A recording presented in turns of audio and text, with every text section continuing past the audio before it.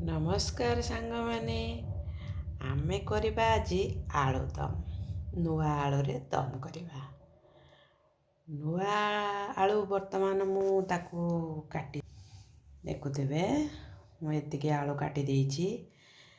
ମସଲା ଆଳୁଦମ୍ ପାଇଁ ମୁଁ ଏତିକି ମସଲା ନେଇଛି। ପିଆଜ ଗୋଟେ କାଟିଛି, ଅଦା ଛୋଟ ସାଇଜ୍ ଖଣ୍ଡେ ଅଦା ତାକୁ ମୁଁ କୁଚ କୁଚ କରିଦେଇଛି, କାଟି ଦେଇଛି।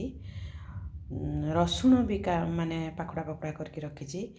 ଏ ଛୋଟିଆ ସାଇଜ୍ରେ ଟମାଟୋଟେ ନେଇଛି। ରସୁଣଟାକୁ ମୁଁ ଛଡ଼େଇନି, କାହିଁକି ନୂଆ ରସୁଣ, ନୂଆ ଆଳୁକୁ ନୂଆ ରସୁଣ, ତାପରେ ନୂଆ ରସୁଣର ତ ମାନେ ଚୋପା ମୋଟା କଞ୍ଚା, ଆଉ ସେଥିପାଇଁ ମୁଁ ରସୁଣଟାକୁ ଛଡ଼େଇନି। ବର୍ତ୍ତମାନ ଆମେ ଗ୍ୟାସ୍ ଲଗେଇବା।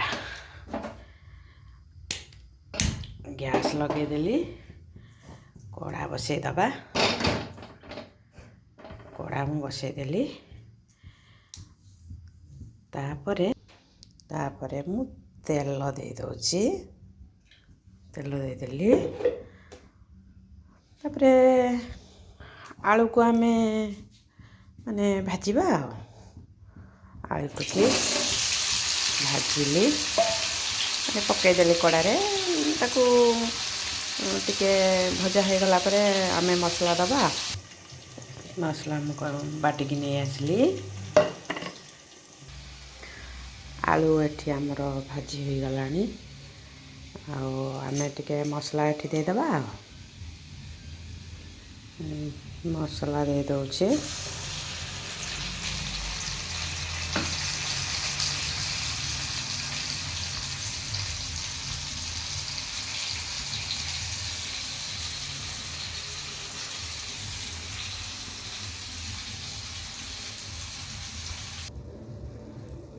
ଲଙ୍କାଗୁଣ୍ଡ, କାଶ୍ମୀରୀ ଚିଲ୍ଲି, ହଳଦୀ ଗୁଣ୍ଡ,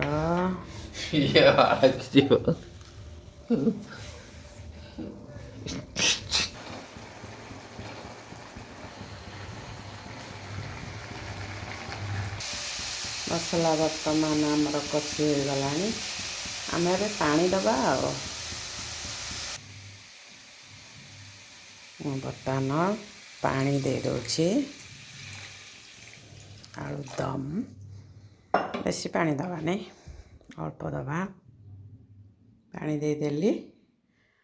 ସେ ଫୁଟିଗଲା ପରେ ତାକୁ ମାନେ ଏପଟ ସେପଟ କରିକି ଟିକେ ଓହ୍ଲାଇଦେବା। ତରକାରୀର ଫ୍ଲେଭରକୁ ଦେଖୁଥିବେ ସାଙ୍ଗମାନେ, କେତେ ସୁନ୍ଦର ଲାଗୁଛି।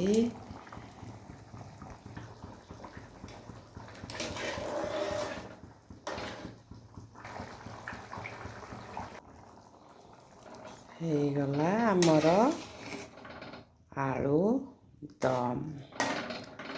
ରୁଟିକି ଆଳୁଦମ୍, ଆଉ ରୁଟି ସହିତ ଆଳୁଦମ୍। ସାଙ୍ଗମାନେ, ଆମର ତ ଆଳୁଦମ୍ ହେଇଗଲା। ତାପରେ ମୁଁ ରୁଟି କରିବି। ରୁଟି କରିସାରିଲା ପରେ ଆମେ ଖାଇବୁ।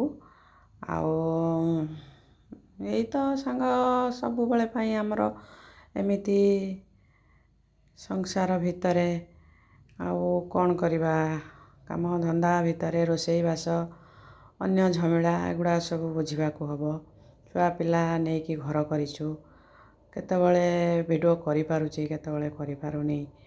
ଆଉ ଟିକେ ମୋ ଭିଡ଼ିଓକୁ ଟିକେ ଦେଖୁଥାନ୍ତୁ, ସେୟାର କମେଣ୍ଟ କରନ୍ତୁ, ଲାଇକ୍ କରନ୍ତୁ। ଆଉ ତ ଏଇ ତ ସବୁ କଥା। ଆପଣମାନଙ୍କ ସହିତ ସବୁବେଳେ ତ ମୁଁ କଥା ହେଉଛି। ଆପଣମାନଙ୍କୁ ସବୁବେଳେ ମୋର ରେସିପି ଗୁଡ଼ା କରିକି ମୁଁ ଦେଖାଉଛି। ଆପଣମାନେ ଲାଇକ୍ କମେଣ୍ଟ ନିଶ୍ଚିତ କରିବେ।